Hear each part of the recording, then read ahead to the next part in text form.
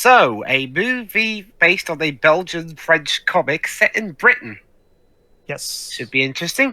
Welcome to 1986's Asterix in Britain, the next animated film that we're going to be looking at from the Asterix series. Released 1 year after versus Caesar, so it's fresh enough. And thankfully, this one actually has most of the same voice actor for the recurring role, at least from the English dub. Jack Beaver for Asterix, Bill Keane as Obelix, Gordon Eve as Caesar, and so on. But the director is different. It's a guy called Pino van Lamsweedy, there you go, who apparently directed two of the Care Bears direct-to-video movies. I don't know these ones. The taxi segment in Heavy Metal, the one where the guy melts people in the back of his taxi, and was part of the animation for the 1990s Nutcracker Prince movie, one I actually grew up with. So this guy actually has a decent resume. Sadly, he died last year, which is also a good thing to mention because by the time we recorded this, Uderzo actually did pass away also last year, meaning that now both the creators of the comic actually are dead. So now officially have been taken over by Jean-Yves Perry and Didier Conrad, which have done some good stuff. I really like the Chariot Race, but we're not here to talk about this. We're here to talk about the Britain adventure. Yeah, so Tio, era-wise of the franchise and the movies, where are we? Practically stuck in the middle. Again, these were like the centerpiece, but remember, this was one of the more prolific time, because remember, there were two movies in the 60s, one in the 70s, three in the 90s, three in the 80s, one in the 90s, one in the mid-2000s, and two in the 2010s, so this was the more prolific period for having these adaptations, and gotta be honest, this is the best of the three that came out of this era, because we already see versus Caesar, but then there's the one after this called The Big Fight, which is actually my least favorite movie animated adaptation of all of this bunch. So but again, we're not here to talk about that. Right. So if I recall correctly, we've been working our way up chronologically based off of these movies' release cycles. Not at all.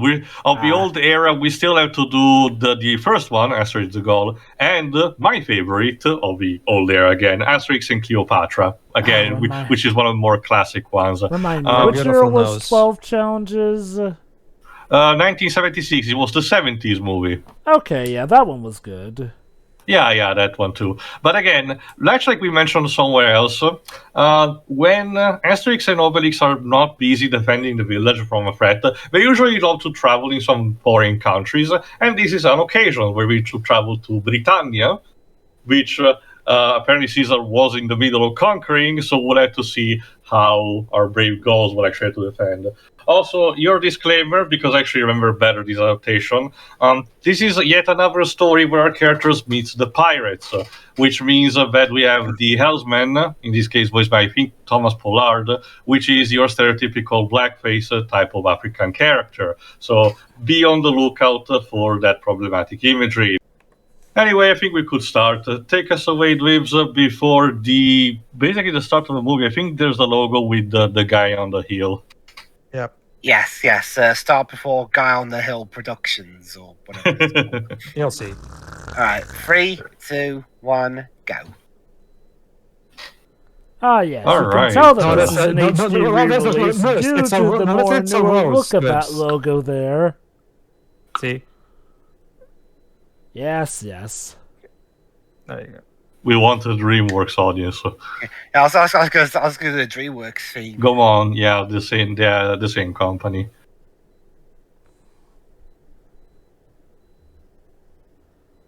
Cow Mount, yes, Dark Owl, it wouldn't be the 80s without a jumpy soundtrack. Again, Asterix, Silly Breton. Again, much like the previous, it's considering it's 1 year after the movie. Again, they wanted to ride that kind of tide with this music. Yeah, but having this kind of recurring theme. Well, again, it's still super catchy. It's the magic of the 80s. Hopefully, at least it fits better than with the last movie we saw. Again, I can tell you this is actually a better time. Definitely. I mean, no offense. I mean, don't get me wrong. I'm not gonna act like that movie was the worst thing I saw ever, but it was.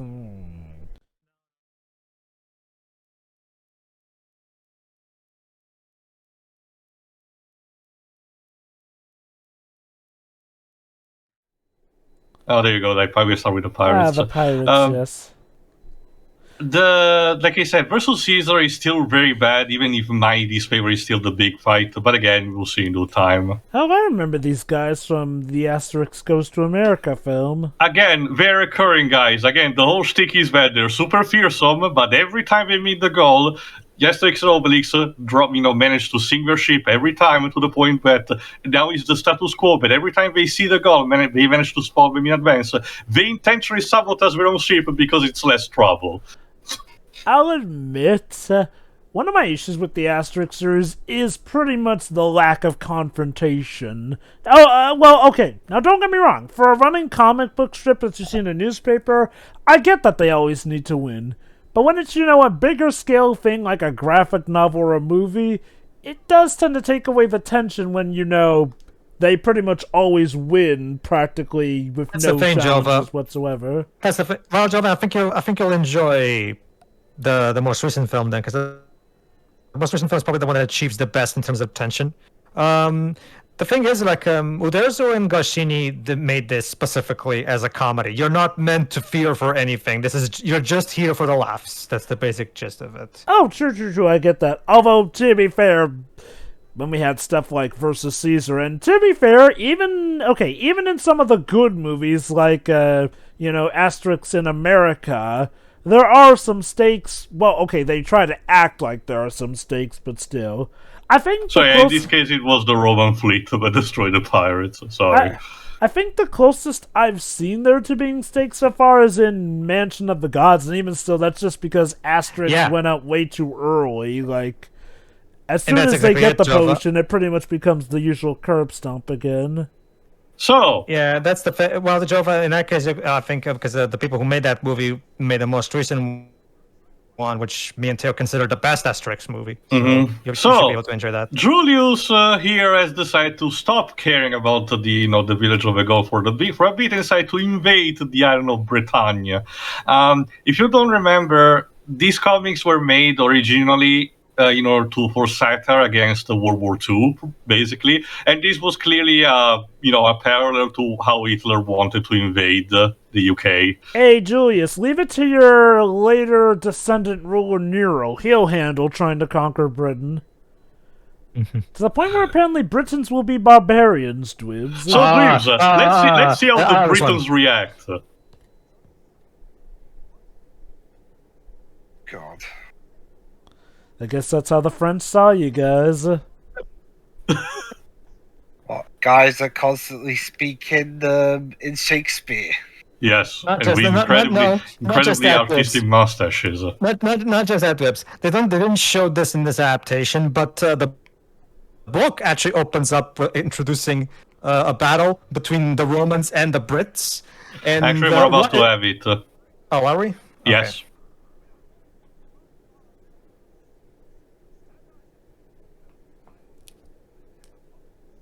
Why aren't they speaking I'm sure Latin? this will go on so well.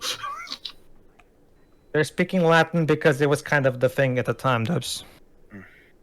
Remember, Dubs, in order to satirize a bit the nationalities, the Romans always have some random Latin words. Oh, no. Ave Caesar.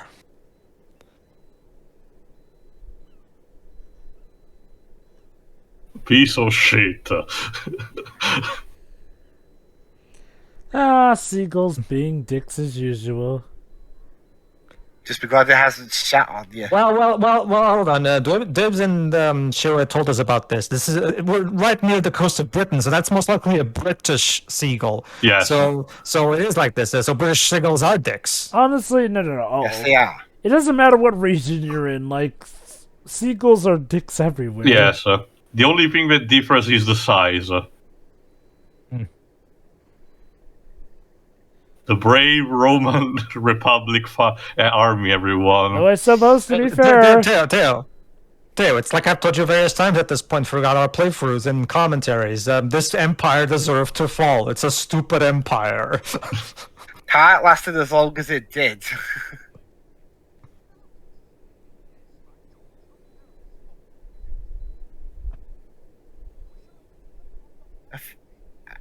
It lasted 1,000 years. Yeah. Yeah, technically speaking, the double if you also count the Byzantine Empire. Like, the only reason it lasted that long is because their enemies were even dumber. Yeah. Exactly, yeah. There's a bit of historical revisionism going on right now that loves to paint the barbarians as these saints, and the Red Romans as just the bad guys. But no, the situation was basically that everyone were dicks at the time. Was this a dancing horse? Everything has to be coordinated with. Not that coordinated, though, surely. Let me see if the composer is the same as the previous one. It's Vladimir Cosma. Yeah. Let me see. Alright, let's see. I think we're a bit outnumbered. Oh, gee, what a shock. This one doesn't portray Britons as barbarians like the Rise of Rome game did. If they go for the more, everyone acts like super gentlemanly because he's polite in Britain, apparently. But yes, it's the same composer as the previous movie. It sort of goes back to our complaint about Rise of Rome, how they seem to have had the British confused with the Germans, Germans. The Goths, yeah. Yeah. Oh, sorry, it's lunchtime.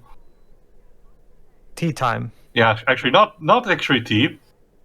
Remember, this was before Britain actually got tea. So what did they had to entertain themselves?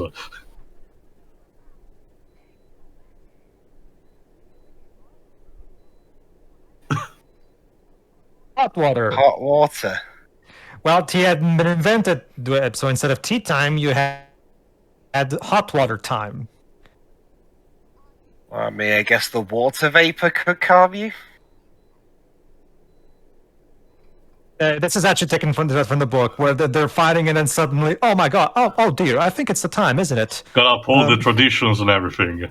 There's not just that. There's also another joke in the book, Dwebs, where every time, 2 days per week, specifically Saturday and Sunday, they don't come into battle because, as they say, it's the weekend, and the Romans are pissed off. Hold on, but we came here to battle, but it's the weekend. We don't work on the weekends. Yeah. You mean Caesar should have... Did Caesar attack on the weekend in real life? If that was the case, no wonder we fell so easily. Okay, it's been a long time since I read the book that he wrote. Yes, he was actually that full of himself, but he wrote an entire book about his conquest in 2 days France, the Bello Gallico. But I don't remember if he actually... I think Caesar was still relatively sportive as a general. I don't remember him using particularly dirty tactics. So what does this have to do with Asterix, I wonder? Backstory for what's going on with Britain and why they need to. There will be something that will basically have our heroes be convinced to arrive. Of course.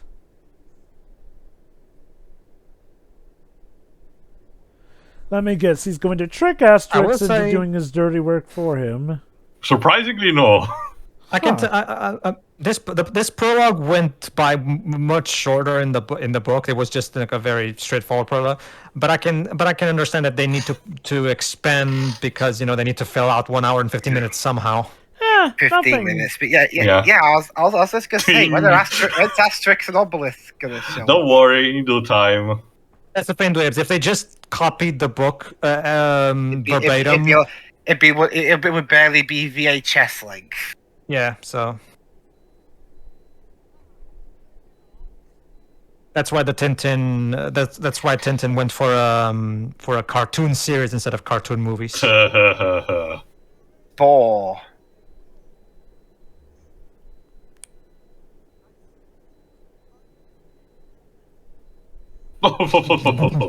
Just tisk. There we go. And so the south coast of Britain was fractured. Basically. Yes. Again, the Romans never managed to arrive in the northern territories of Scotland. They even built one of the emperors, Adrian, even built a wall in the middle of the fucking country. Hadrian's Wall. Yes. Also, the Caesar horse basically went super fast in one frame of animation. But let's face it, Frollo still has the best cartoon horse ever. I mean, Look at that thing. Yeah. Sure. Yeah. Oh man, really? I hope the pay is good.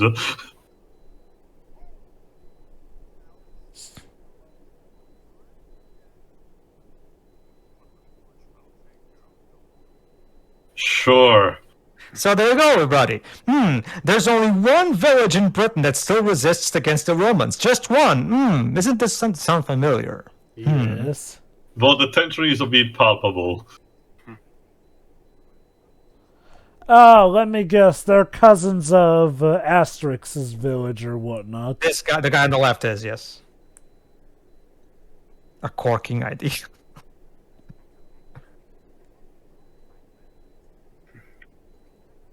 Was it a British studio that dubbed this?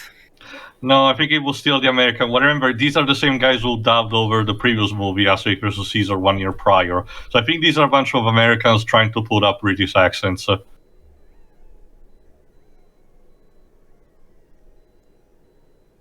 yeah, Asterix actually has a British cousin.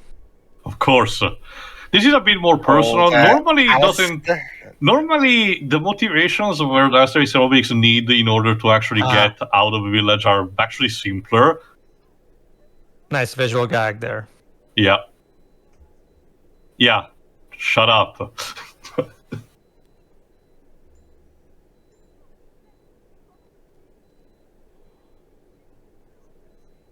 What accent's that? Yeah, I don't remember. I don't recall her ever having that accent before. German accent.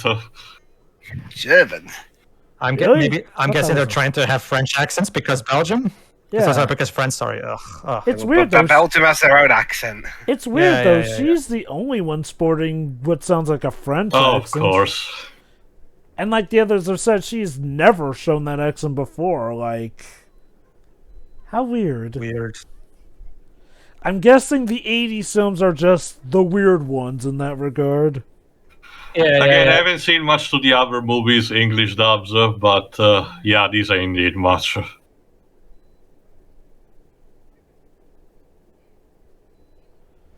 Also, if there's one thing I've noticed between each 80 film is like each 80 film has this weird animation quirk with how it does stuff. Remember, Jova, Dark Age, No, it's back even in the Dark Age, which meant a lot of experimentation and a lot of not caring what the others were doing.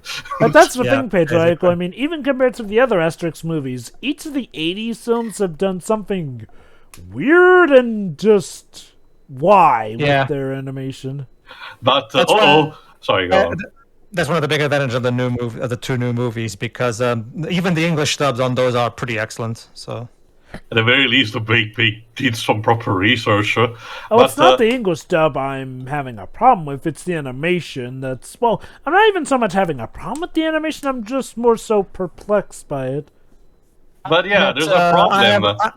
I have a soft spot for animated films made during this time, because there's just, I don't know, I can't quite place it, but there's just something uniquely interesting about the way these movies looked. Again, it kind of goes for the same for me. Aside from the more potentially controversial one, like say, for instance, the cat.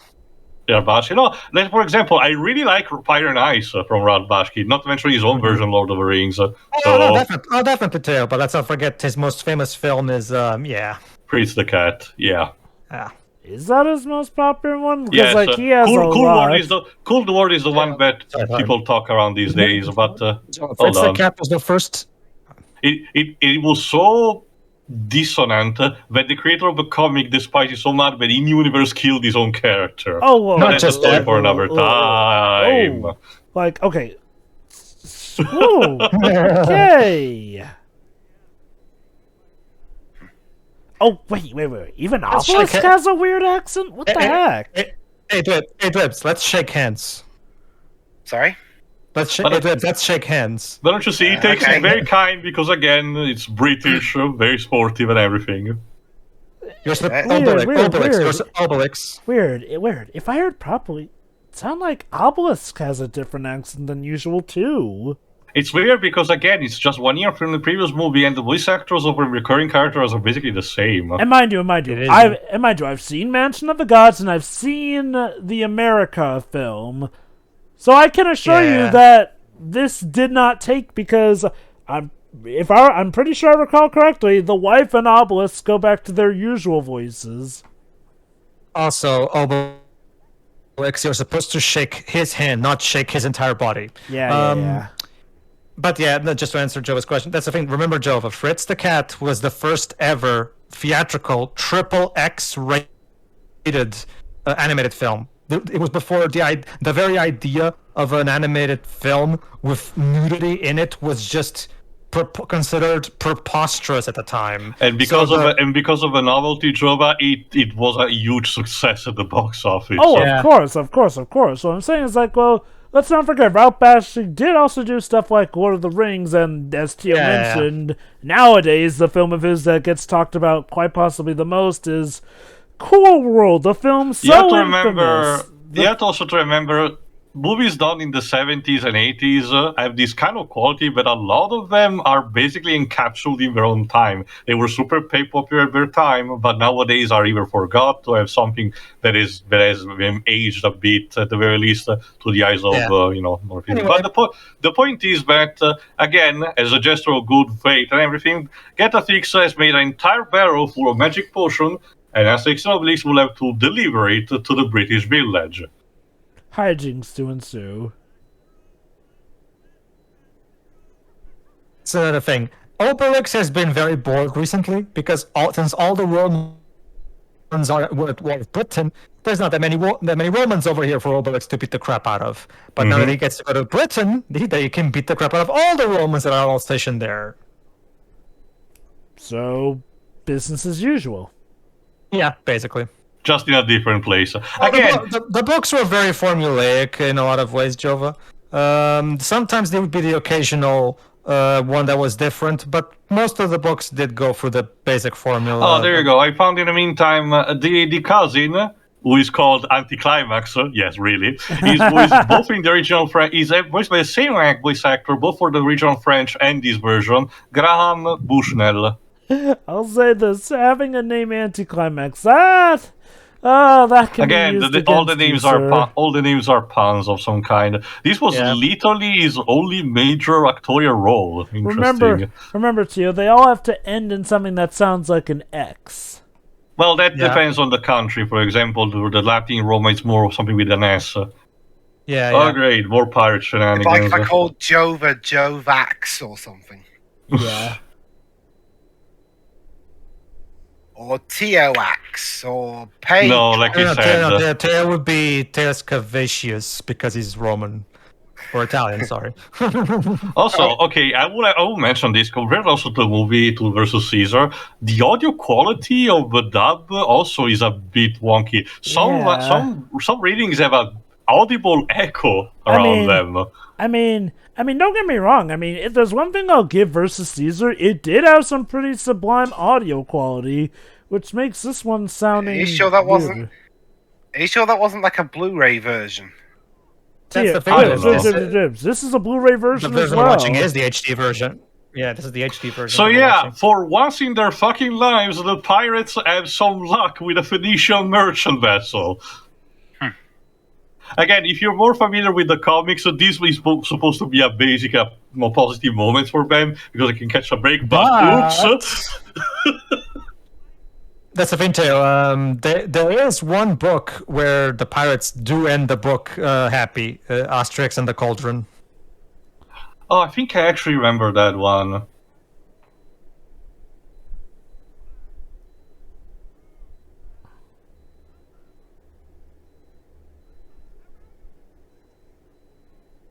Oh boy.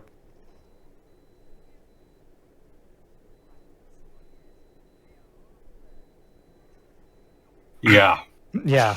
Oh yeah, fun fact. The French actor for Obelix, Pierre Pierre Tornade. Tornade. He was the French version. He voiced the. He was in the French voice localization of The Godfather, voicing Luca Brasi. Huh. If you don't remember, well, if you study the basic history, well, Phoenicians were merchant by nature, so commerce is their bread and butter. So, as a payment, some particular herbs that they were supposed to sell, which for Phoenician standards is basically giving rubbish as payment. Yeah. Pretty much. I'm sure that will not come in handy later. Ah, yes, and just like all the other Asterix movies made at this time, scenes usually end with a fade to black. I think things were made for TV and cut to a ad break. Probably. I wouldn't be surprised. I don't remember Let me the see. exact... I can imagine, at least for France, that it might have got a theatrical release of some kind. But again, there's not much information to begin with.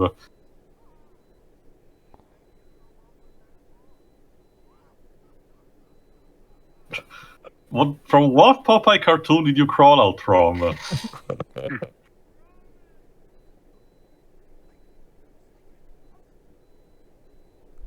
Yes, they can.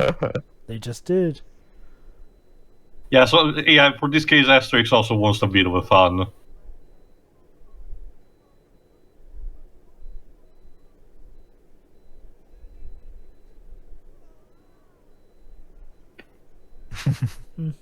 Run away! Run away! Well, the funny story, Norway got this film first. It's according to Interesting. IMDb. France got it second. Again, obviously. Japan even got it 2 years later.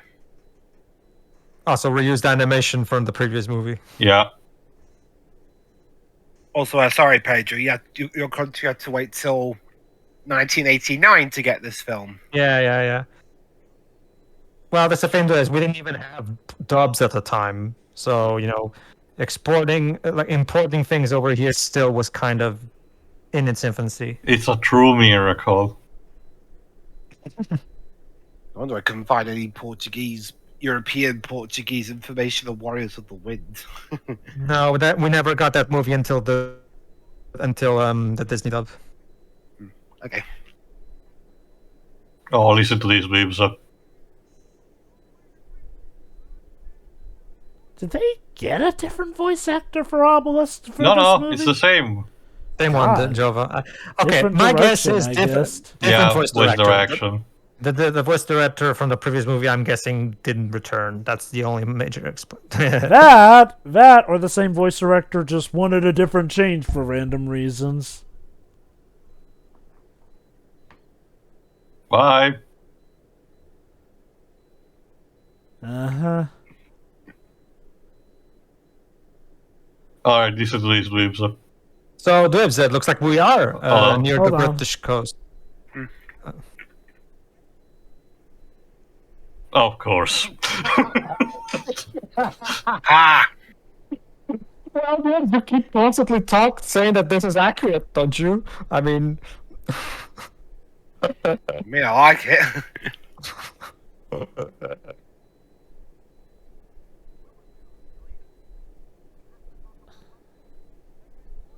Like, I didn't say...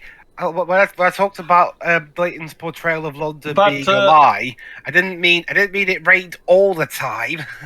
But yeah, interesting enough, as a variation of the traditional beat the Roman formula, this time the Romans actually spotted the magic potion barrel and actually want to do something about it. So again, the secrecy of the mission is already compromised. Yeah, may not have been a smart idea to go and beat them up. But Obelix was bored, Jova. He could have waited until we got there. Also, apparently, My Country was one of the last that got this movie. Interesting. It's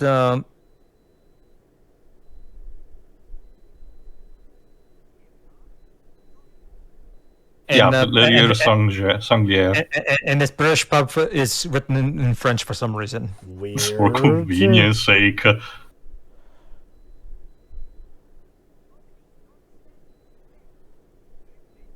The heck? He literally just said, "Oh, Obelix, don't stand in the rain." He Okay, literally said okay, the oh, rain. okay. That's even more inconsistent. Like, Asterix has been speaking with his normal voice, but then he just went through a French accent there. Like, what is going on with this movie? Or like, what is going on with his voice the dub. direction? The dub specifically, yeah. I mean, okay, if I'm to be honest, the story here is fine. But I don't know, it feels like it's missing that extra spice that something like 12 Challenges or the America film had. The weird shit stuff Thing is gonna is- arrive later, Jova, don't worry. Okay. The best Asterix stories, as shown by the most recent film, are the ones that usually take a bit more of a risk and do something that's outside the formula. But yeah, Asterix in Britain is definitely one of the typical formulaic stories. Which, to be fair, given how Versus Caesar went, if they were trying to play it safe, I wouldn't entirely blame them. No. Let's see how we prepare Boar actually in Britain lives. Oh. I've never heard of that one before. Yuck. Maybe there's a good reason why you don't hear about it nowadays. I'm sure it's good for someone, but I don't really Wow. understand the appeal of mixing sweet with salt. Obelisk actually doesn't want to eat it. Amazing. Well, Jova, he prefers boars when they're roasted. Yeah.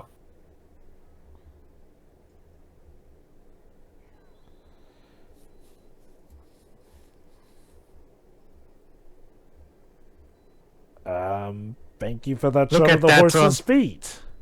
The animators were really proud of that animation shot, Jova. They really wanted you to see it. Hey, audience, do you know where he went?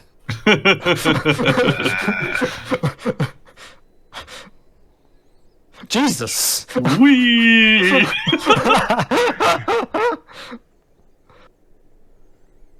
Be careful, no. I just waxed the floor.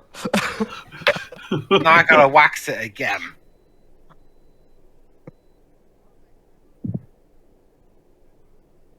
Yes, it's called General Motors. Yeah. Ominous.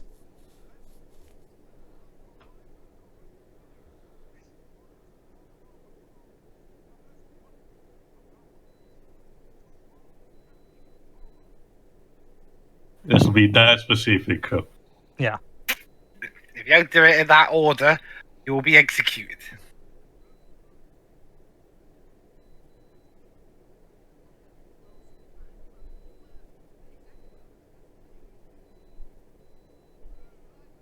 No. Not now, Obelix.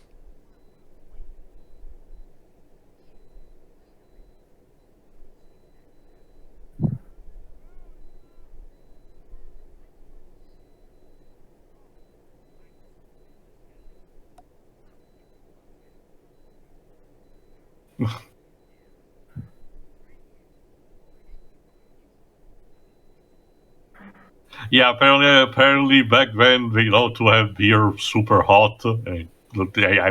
What? Imagine. Well, remember, it's for the same reason that the Brits had warm water instead of tea. We hadn't invented these things yet. Oh, I love this one. Check this out.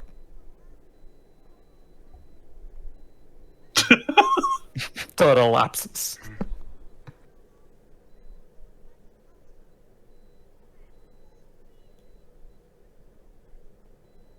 Warm beer.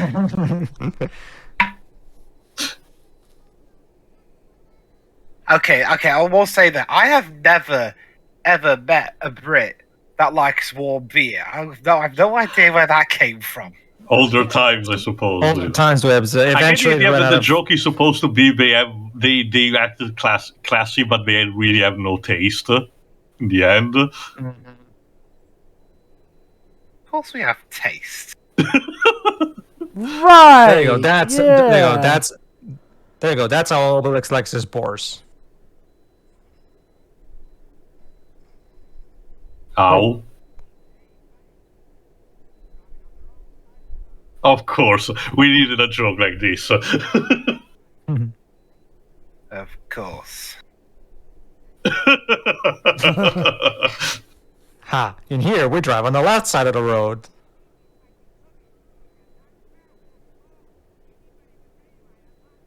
I got a question actually. I know Americans drive on the right-hand side. As do a lot of other countries, yes. Well, we drive on the left.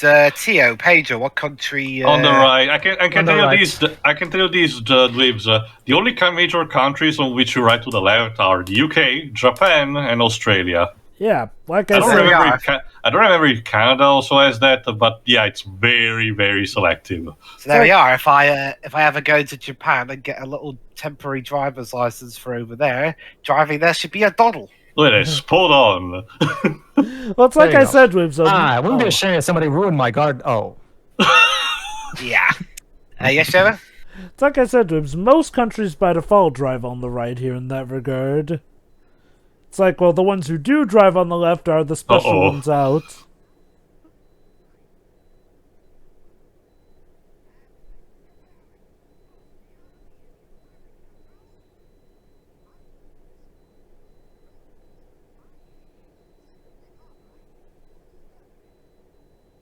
Ouch. Oh, I thought he said something else. Okay. Motorcycle animation. No, Dwebs. Oh, shit, here we go again.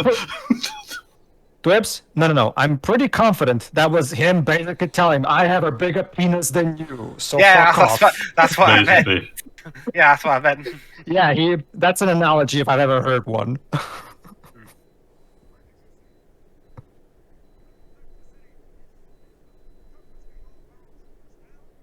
Also, you're gonna pay for all these statues to keep breaking every time you come in. So yeah, Dweebs, basically, the central piece of a part of the movie will be in the city where the Romans founded once they actually tried to conquer the UK, Londinium. No wonder the Yeah. Roman Empire fell. The cost of statue. preparing their statues bankrupted them. Which means, of course, the big Meridian bang. There you go, Dwebs. The old Big Bang. What do you think? Biggest Venice. Big Ben, sorry, Big Ben. Yeah, biggest Venice. And yeah, the prototype also of the Tower Bridge. Basically, again, that's cute. So yeah, our basically central part of the movie will be set again in Londinium. It's also meant that the Romans have ordered a mass confiscation of all barrels that might be suspect. Which means, again, it's another parallel to say, again, something like what was France doing back in World War II with, stricter rules, mass confiscations, bullying of all kind. Yeah.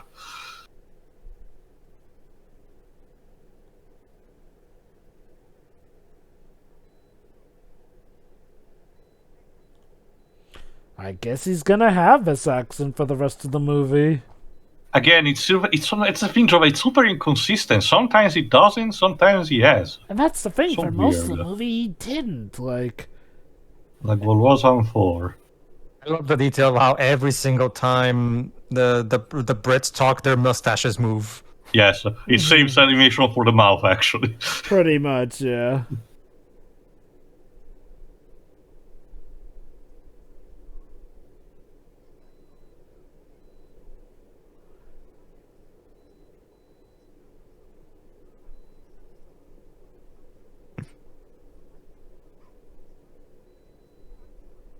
Yeah, well, I don't even know what kind of accent was that trying supposed to be.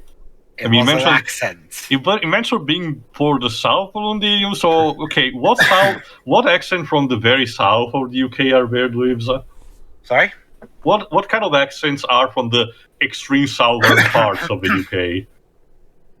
London, Cornish. Those are the two big ones. I mean, Bristol to an extent as well. Probably But you that, see- maybe. Don't you see, too? It's all part of their strategy. If you can't place my accent, nobody can be offended by it. Brilliant.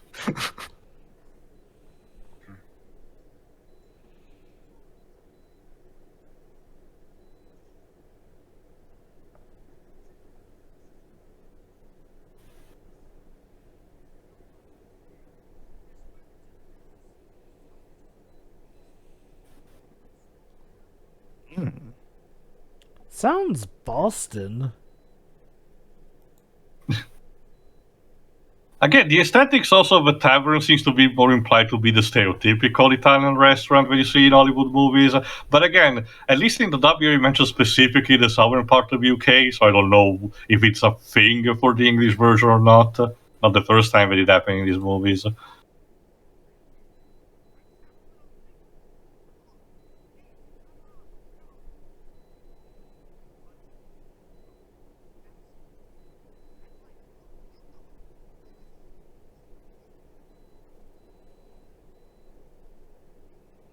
Hmm.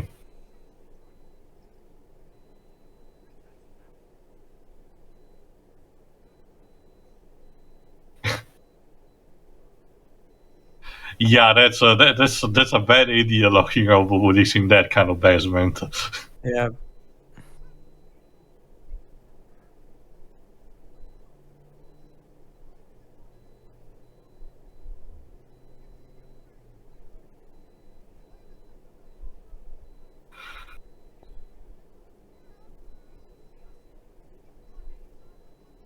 There we go. Obelix.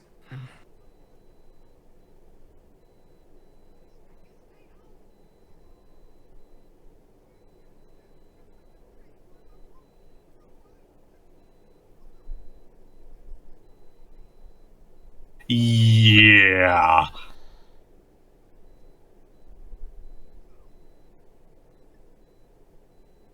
Shame on you. So yeah, now it's time to actually see Rome's brilliant strategy in trying to recognize which of the confiscated barrels actually might have the magic potion in it. Simple. Let me Taste get- all of them. Well, makes sense, you know. If one grants you strength, I'm then sure that's it. Joe, I'm sure this will not cause in any way problems at any point. Theo, we're just tasting wine. I'm sure we all have a good bout of self-control. Right. Oh God, what a terrible job to have, tasting all this wine.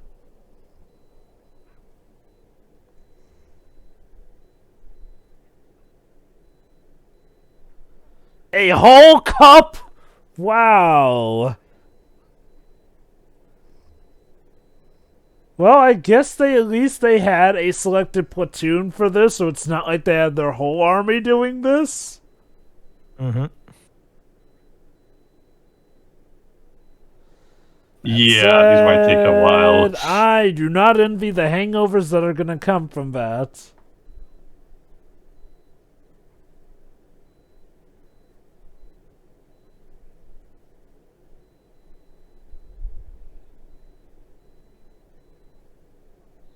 Yeah, there goes another jab instead. That the difference between the metric system and the whatever the fuck UK came up with.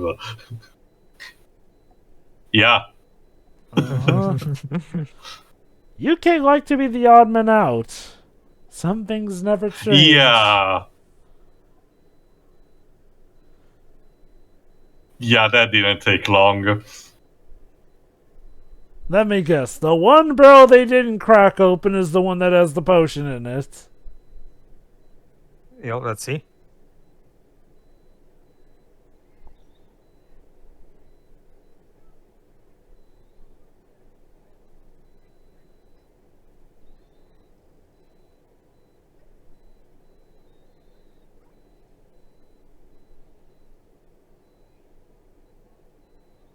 Yeah, you might not want to chop your hand off in the meantime. Oh, how lucky.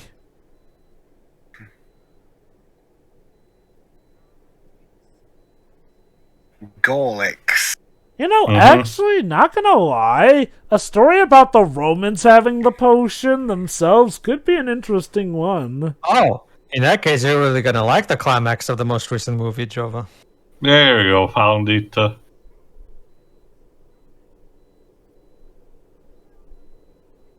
Oh boy.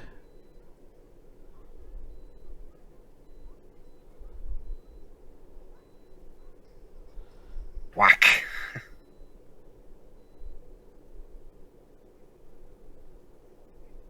Oh god, they finally found it and they're too drunk But to they're too realize it. intoxicated, yes. Yep. You see, this is why I was right. This empire deserved to fall. But yeah, seriously though, a plot where the Romans are the one with the magic potion instead could actually make for an interesting scenario. Though from what Pedro hinted, it sounds like... I'm pretty sure there was at least also one story that covered it in some capacity. Well, from what you seem to be hinting, Pedro, I have something to look forward to in the most recent movie. Let's just say, the climax gives us one thing that we have never seen before in an Asterix climax. What, a fair fight between them and the Romans? Not against the Romans, but that's all I'll say. Wee. Man, even with the potion, they can't win.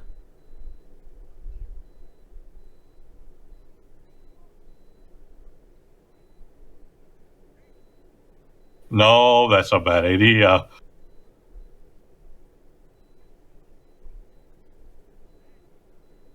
You know the bad thing is that either way it's a lose-lose situation. Obelix gets drunk, that's bad. Obelix drinks more potion, that could be even worse. That's the interesting thing. Oh god, he has a low tolerance.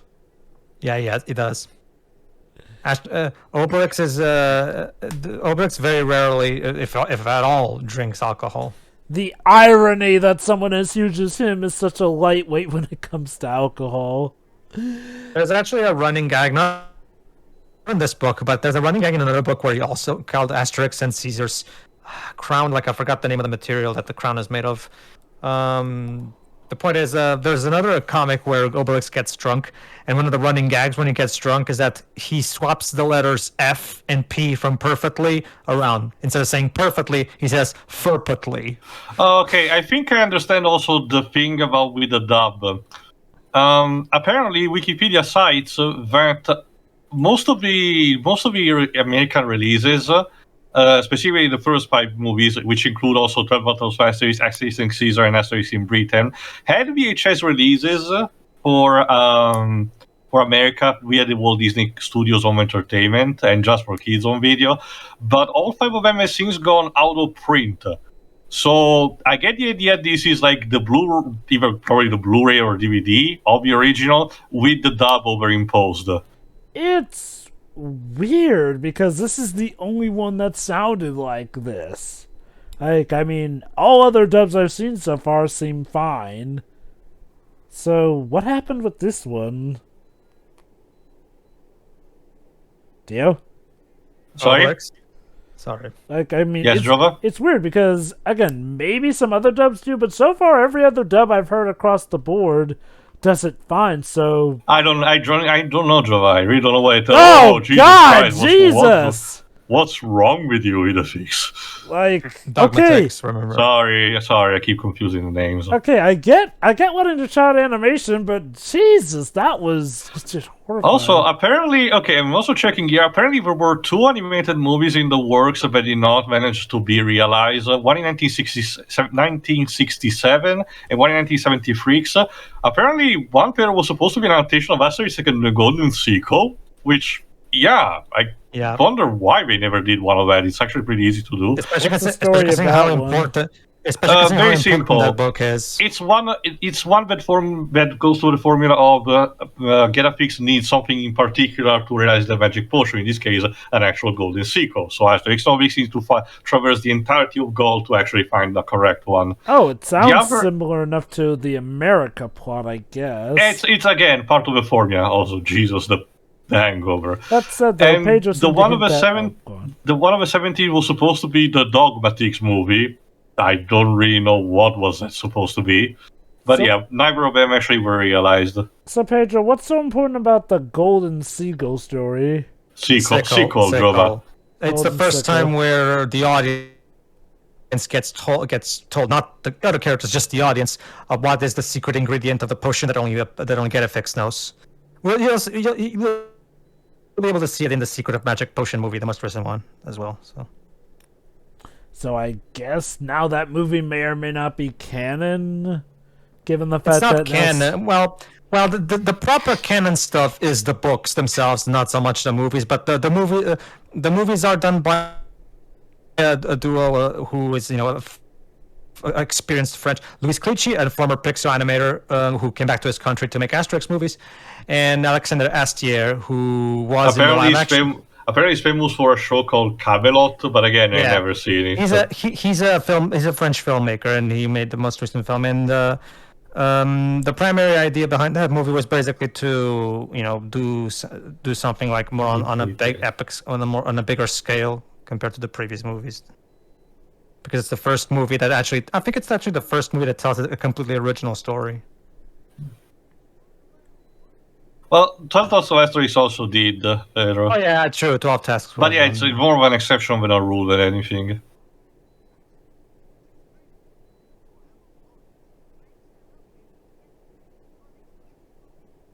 literally changed accents second to second. What is? I swear, this movie, it's messing with my mind. Let me see. Okay, I think I did check it for the versus Caesar movie, but let me see if what the rest of Jack Beaver's career is. And again, oh, he did only these two movies and the live action 1979 live action. Actually, no, 1979 animated adaptation of the Baron Munchausen. That's literally it. Also, there's also a reused score from the previous movie as well. Yeah, that one is actually intentional. Again, they wanted. I get the idea that the 80s was a period where they wanted to push more of these movies and try to make them more cohesive, one with the other. In continuity with each other. Potentially. Again, keep in mind, continuity is only relative for these kind of products. Asylum Premise is more of an anthology than anything. So yeah, the dilemma is that they we can't... have also the Tower of Londinium. Of course. So basically, the dilemma is that we can't find the barrel with the magic potion because it was stolen. And meanwhile, Obelix has been arrested. Oh boy. How the hell they've kept him in there is He was drunk. He's asleep at this point. Yeah, once or rather, knocked out. And now comes the hangover. Let's be honest, once he sobers up, he'll be able to bust out there. Yeah, he can. I actually, I love his reaction.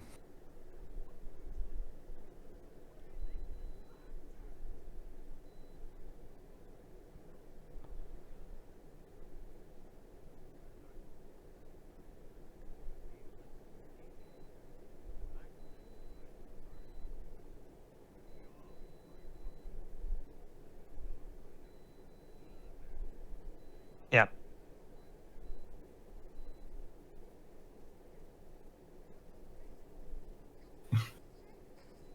Yeah. Yeah.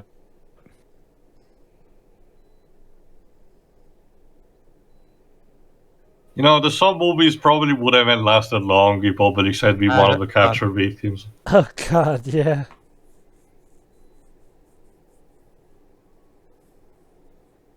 Well, how rude. One tries to be polite and they laugh at you. Yeah. Well, you were warned.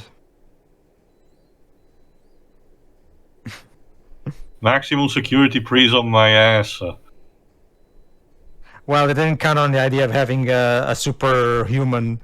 There you go. Isn't there also superstition, Dweebs, where if the ravens leave the Tower of Londinium, everything crumbles or something? Oh, look, guys. Asterix came looking for Obelix, but he entered through the second door. So which means double the pummeling.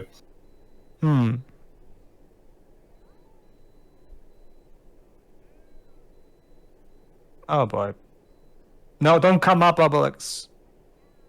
No.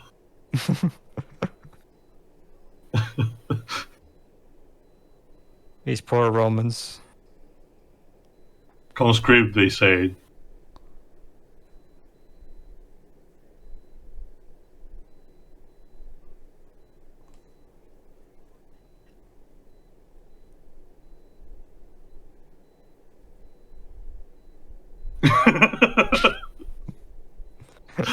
That's gonna leave a mark. Round 3. Poor horses.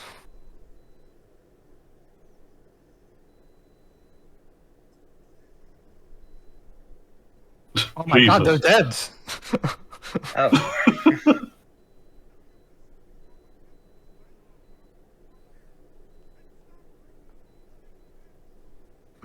Yeah, our empire's gonna go bankrupt if you keep doing that. Shit. Is he? Okay, he's alive.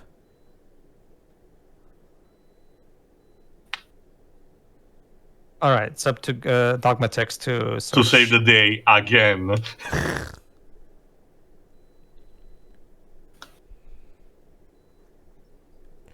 It'll be funny if the 80s film also has its weird own dogmatic segment like the last film we commentated on did.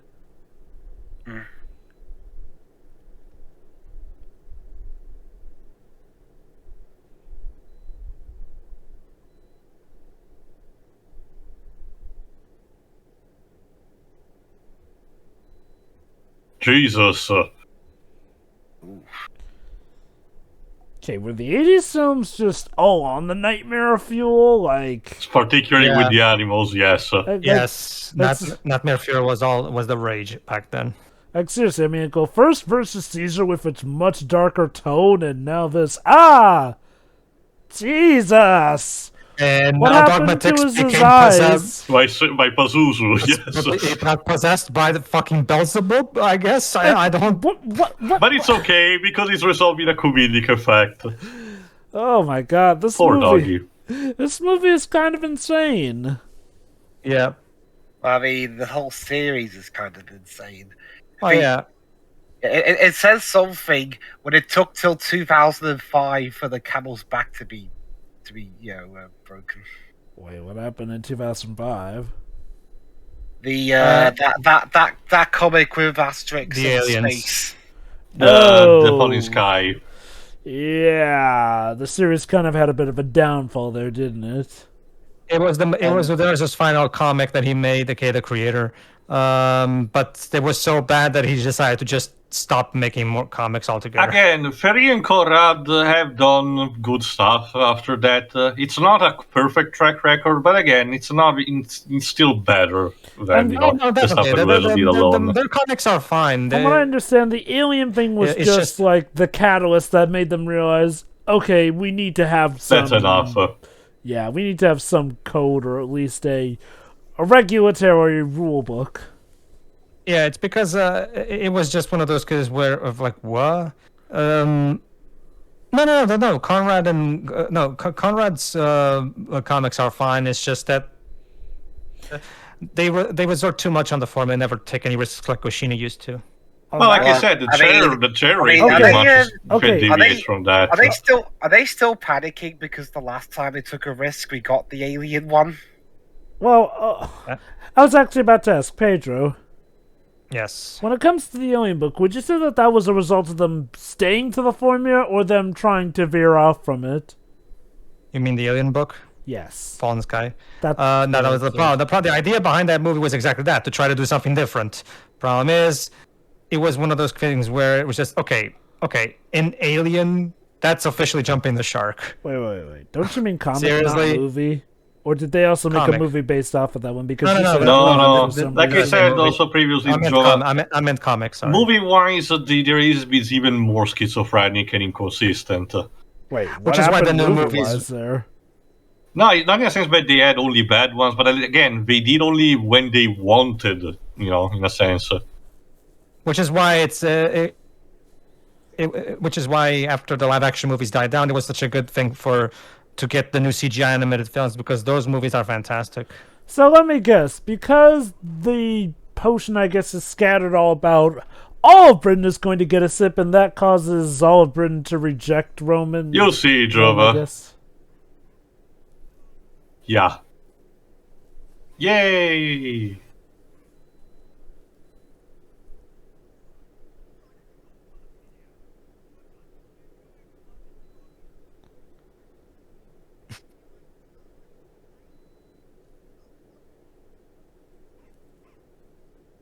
The wrong bloke, of course. Well, Yeah. at least they're using the right terminology. Yeah, I suppose.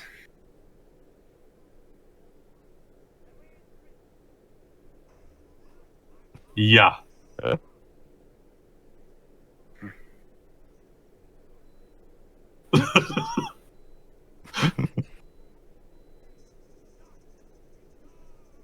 What about you, Dwebs? Do you take milk in your hot water? Do I take what, sorry?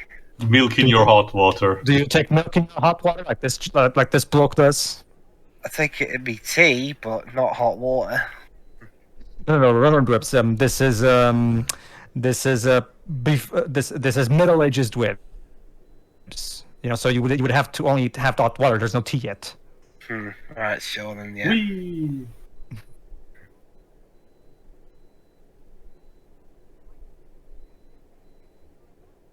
Alright, Wims, time to see what the sport look like in this era. And remember, this was before football was invented. So So what do we have instead? let's see. Rock ball. Well, not necessarily rock ball, but basically American-like football. Yeah, I don't get it either. Maybe it's supposed to be a joke. I don't even remember if it was like this in Or the if original it's- comic or or if it was it's- straight up football. Or if it's really ancient rugby. Yeah, that's probably just Raby. Yeah, I mean, they're not wearing those ridiculous body armor suits. So yeah, I mean, American football was kind of like that before too, so that's not what defines American football. I'll just show you a video, Joe, Jolly old from a show called Route 101, where they talk about American football. Here's how they had to have a poor sob here, always keeping score right there, because though. Oh, and now wait, this is supposed to be This is not supposed to be Scotland. Pedro. No, it's the Pedro, Scottish team. Pedro, Scotland are still a part of Britain. Despite how they may not like to be reminded about that, they are a part of Britain still. I guess, sure. Well, I mean, they voted to remain in that, so yeah. Well, the majority did, I should say.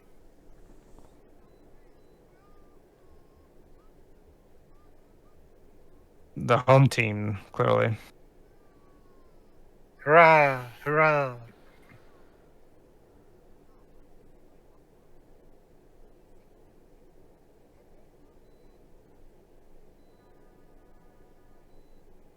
I blow my synthesized horn.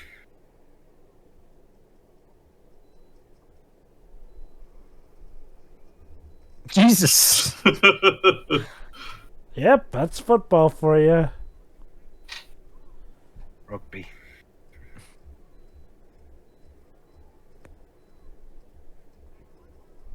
Just How keep has he not going. got a red card from that?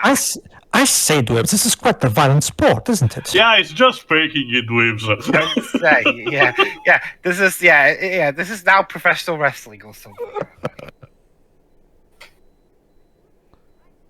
Why would you have wine But there for you go. your The team? Revitalization, Jova. Yeah, remember, the potion also works in terms of healing and revitalizing. So Back they're then using also it- is one of the things that back then there did not have much of our choice. There you go.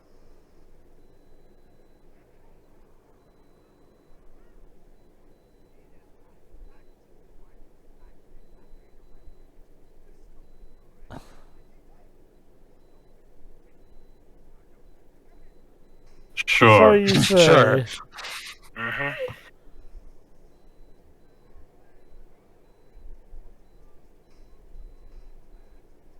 Whack. Whack. I'm surprised he didn't whack him too. Nah, he was setting up for that one.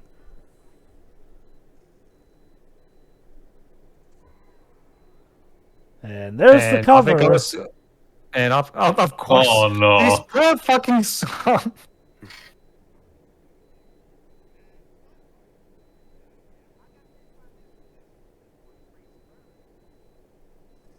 Well, at Wah, least it wah. was just one of them, I guess.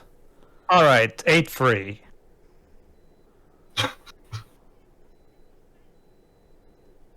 Oh my God, Gibbs! Somebody's invading the pitch. Where are the stewards?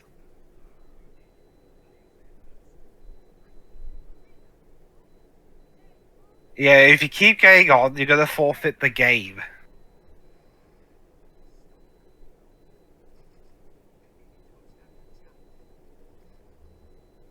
Yeah. You know, if there was actually a time where a pitch invader got onto the pitch and a player tried to use force to get him off, and he got sent off. The player, I mean. Oh boy.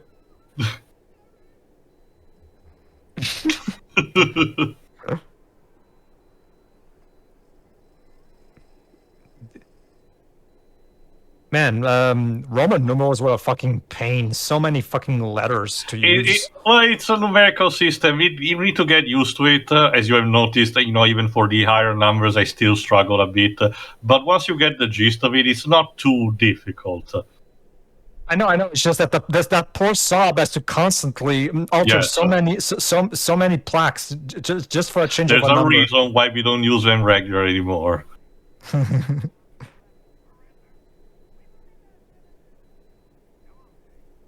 We are friends. We do not surrender.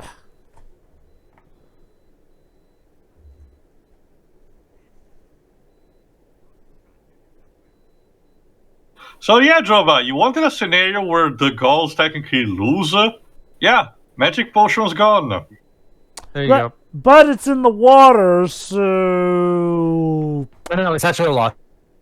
Rosa, recover. Rosam, Rosa, Rosarum, Rosem. In case you need to know, that's a basic type of learn your Latin kind of writing spell. Mm-hmm. So, okay, but what's stopping them from just making more potion and then bringing it back, though? Oh? The potion gets dissolved in the water. And remember, And that's how the Venus de Milo got Milo. made. Huh?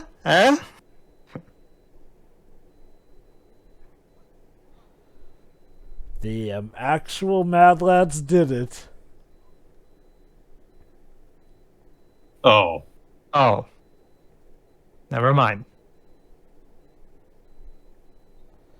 But yeah, like I was saying, yeah, no, that's the thing, Jova. No, I can tell you that the potion, yeah. Well, there you go. This frog gets it, if that helps you. But no, for intents and purposes, it's gone and they cannot actually make one. Huh. That is actually a change.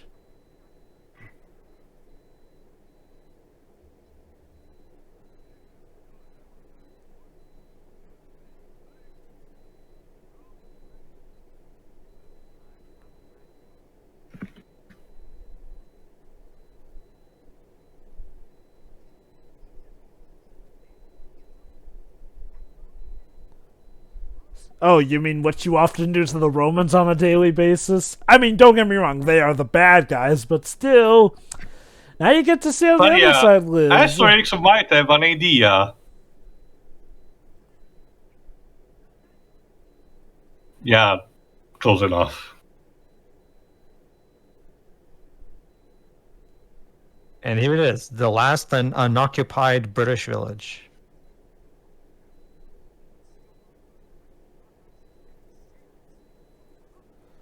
Oh, don't tell me the story ends in an anticlimax. Can you imagine trying to pick up a woman with that name? What? That's her name. My name is Anticlimax. Oh, Also, well, now I know how your bed manner is, so goodbye. So Also, no, Jova, it's not Monty Python and the Holy Grail. yeah, that's what I was gonna say. Suddenly, all the characters get Asterix arrested. and Obelix get arrested on set. Yeah. I fart in your general direction.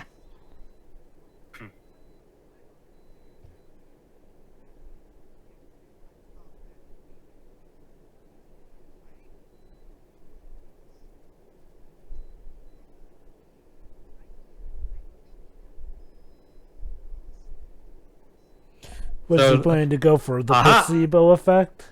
Very Basically. good. Yeah, basically. Got But it. that's the thing. Yeah. What were those herbs that the Phoenicians gave to them? Okay, it's curse of fate or death. I'll explain later.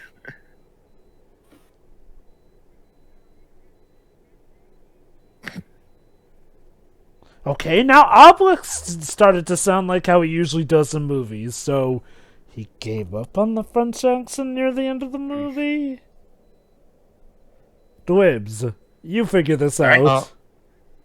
I got nothing really. Sorry, could you repeat that bit? It's about the changing accents. Oh, The voice direction is really inconsistent. Yeah. It's like you forgot to tell the actors, you have to have this accent. all right. So All right. putting the leaves in the water. Makes it look like the potion. Like if this were a 4-Kids dub, then hold on. they might cut them a bit Oh, of oh, slack. The Brits seem to really like these herbs mixed with the water. Yeah. No. Why is it always this pot of milk? Milk's good for you. Oh But yeah, mixed definitely. with It's tea, just a- mixed with water, tea, or everything just makes no sense to me. Milk is good with tea.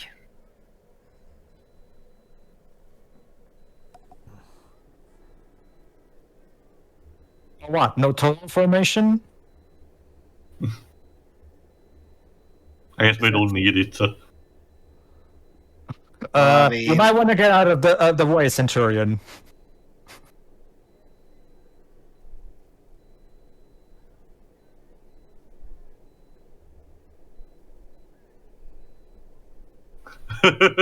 Desperation.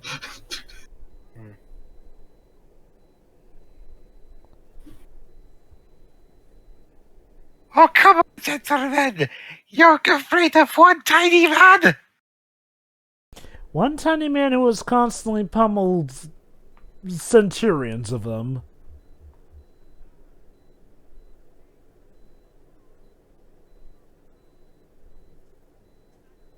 Yeah, goading them now, eh? He's like, go on, go on.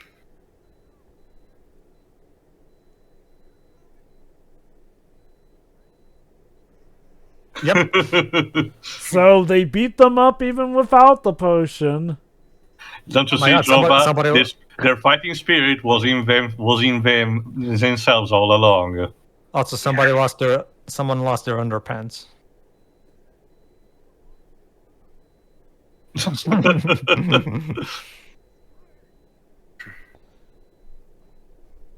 Yeah.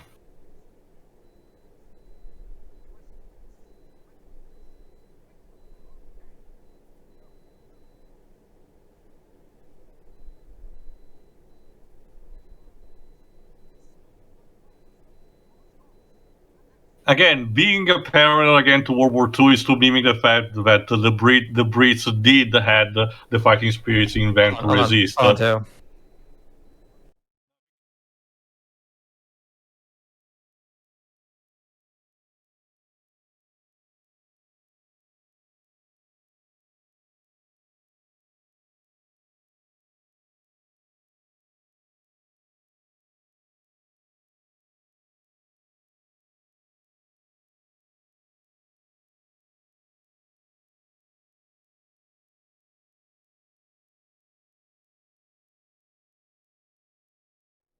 Okay, basically, in the book, the chief specifically says, and I quote, "Oh, be sure to bring more herbs like these. I really want to make this the national drink." Oh, really? Yes, he did mention it.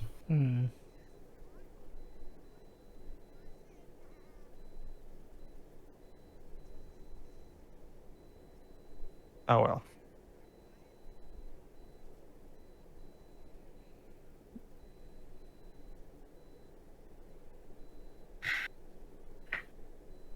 And of course, we end with a feast. Of course.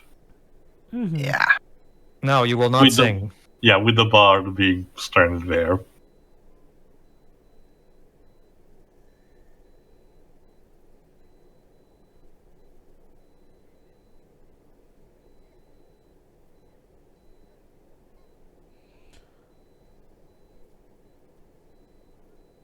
There you go. There you go. There goes Dweebs. The Britain discovered tea thanks to Asterix and Obelix.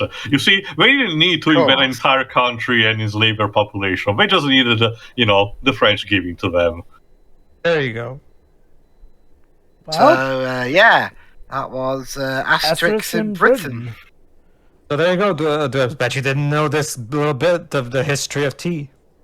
There's no post-credit scene, so you can go with your final thoughts, Dweebs. Go on. Yeah, I highly doubt Nick Fury traveled back in time just to get these guys for the event. Maybe if it's Marvel 1602.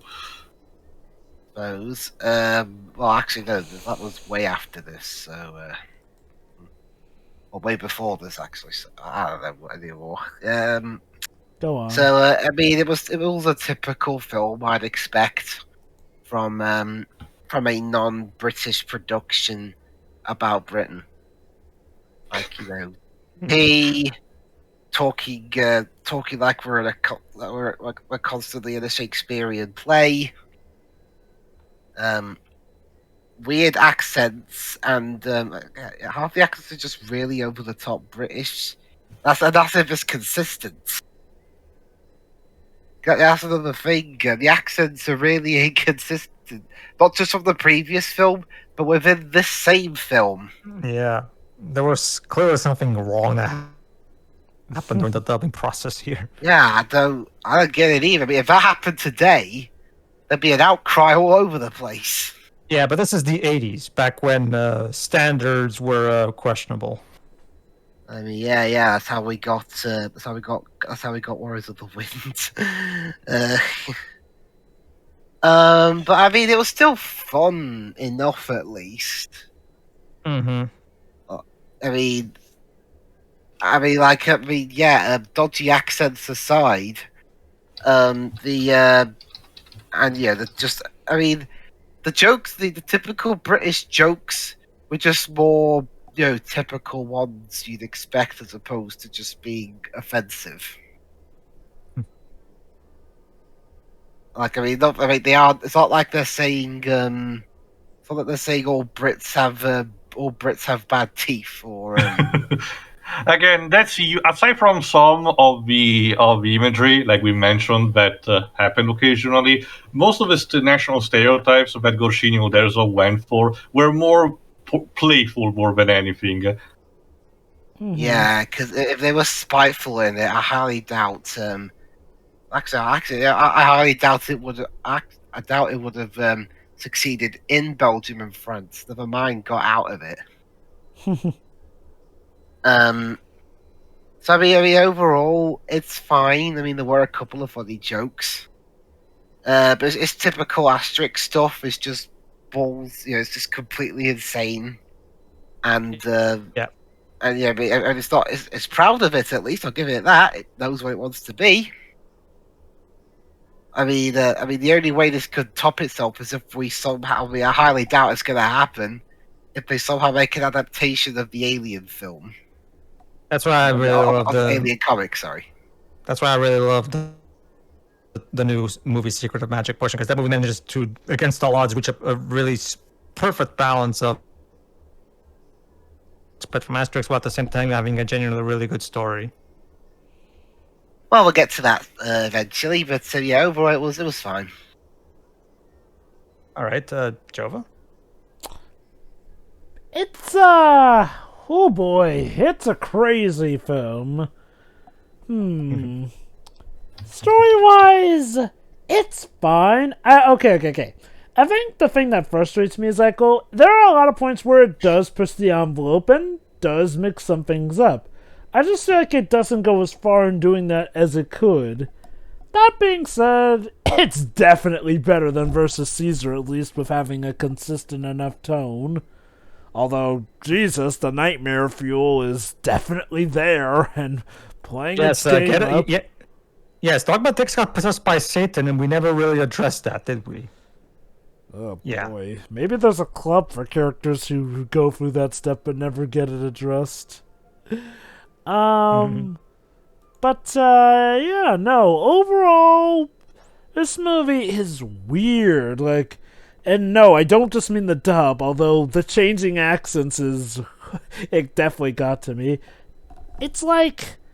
The best way to describe it is like, well, it feels mostly formulaic until things start to get a bit interesting, but then it doesn't feel like they go quite as far as they could go with some of the new ideas. Like, again, they touch base on maybe some of the Romans having the potion, but it's all canceled out by them being drunk. Or, hey, maybe the potion might be spread out to all Britain, but no. And then it basically turns out, the Britons didn't need the potion all along, which does make me wonder, are the Britons just that good? Or is the Gaul village just that weak that they need the potion? Again, Jova, being a parallel to World War II is supposed to represent the fact that the Brits had in themselves the fighting spirit to resist the Nazi invasion. If you say so, but again, that just begs my question, though. Are the Britons in universe this tough? Or does this mean that the Gaul... Or does this mean also that the Gaul village are relatively weak because they need a potion to win?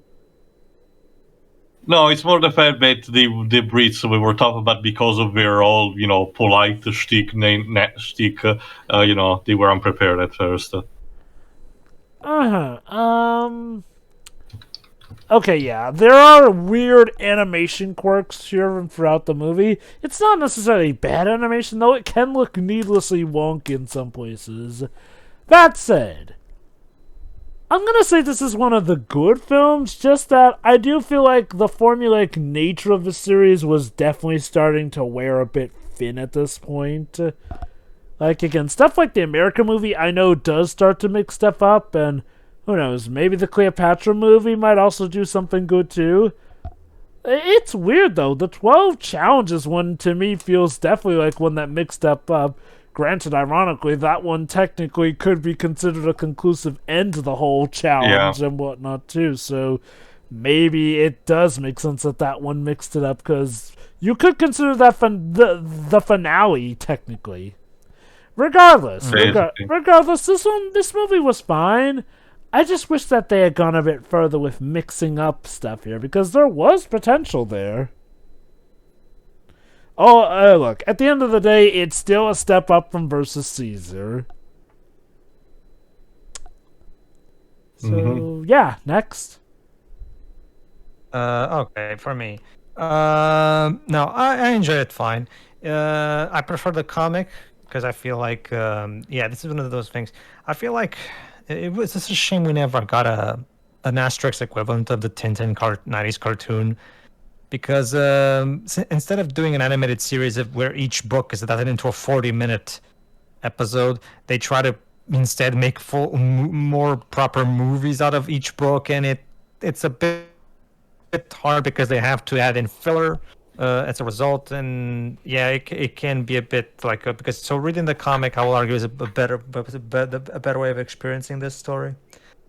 That being said, this is pretty much everything that you want. Like it basically follows the entire storyline. It just adds more, but to it to fill out the runtime. But it's fine. Although I will say the comedic timing on the comic was better.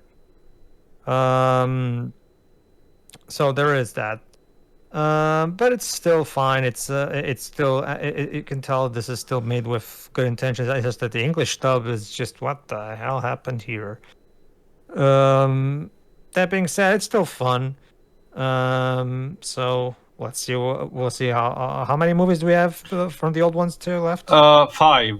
The Gaul, Cleopatra, The Big Fight, Conquers America, and the Vikings. You really are not looking forward to the big fight. No. Yeah, I think the Conquerors of America is going to be interesting because, like you were saying, Joey, it's one that definitely mixes up the formula. Does something different, but problem is, it's an decade-old depiction of Native Americans, and that's problematic. I'm aware. So it should be noted. But aside from that, it's fine. To close this out. Sure. This is definitely one of the better one to me of the old era. It shows it's more on point and a bit more optimistic despite having some downer moments. which is basically everything that Versus Caesar should have been, but it wasn't. The English dub is just forget about it immediately. I'm sorry. I'm just gonna stick with the Italian one every day. Again, for the Italian one, they actually did bother to have the stereotypical British accent for all the Britain native characters, and it actually works for the better. But otherwise, Asterix and Obelix basically stay consistent from in the entirety of it. And again, as far as I know, this is what literally happened with this? This is literally the only movie that does this, from what I've seen. Versus Caesar, for all his problems, had a consistent quality of his voice acting. Again, with the same people as this one. What happened here? I dread to think to hear what the big fight will be, because if I recall correctly, I just checked right now. Asterix and the Big Fight has a complete different English cast, so we'll have to see how it turns out. Okay, here's the thing, too. Despite them having a different cast, from what I've seen from Conquers America, they still have them sounding akin to how the cast have sounded throughout these movies. That's what I mean. The voice direction. Also, apparently, I just noticed now, Asterix and Big Fight has two different dubs for the English. One for the UK and one for the United States. Oh, God. I can already tell. Great. I can already tell Dweebs might have mentioned something about it. But anyway, as for this one, again, it's pretty solid. It's fine enough. English version aside. I still prefer something like Cold Tusk of Asterix or the Cleopatra movie or this one. But again, from the 80s bunch, this is definitely the better one, and for a good reason. So join us next time where we get another one of those. Again, we've been tackling this outside of their order of release, so it can be any, still of the old age. See you for that. See ya.